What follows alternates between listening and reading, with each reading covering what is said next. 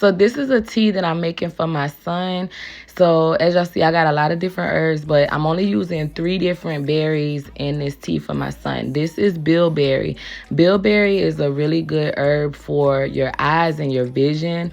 It does help increase the blood flow to your eyes. So it's a really, really good thing to use. And also I'm using hawthorn berries. Hawthorn berries are good for your heart health. They are they have antioxidants that are really good to help your immune system. They can even help with skin conditions and different things like that as well. But it's really good for your heart health, which that's the thing that controls your body. So then we got the elderberry.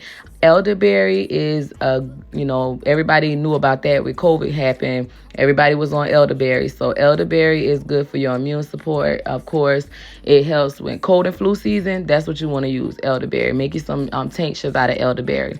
So I did take these berries. I mixed them up.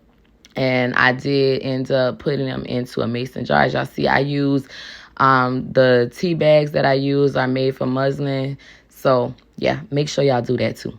Get the good stuff. And this is what my tea look like for my son. I'm going to have him drink this.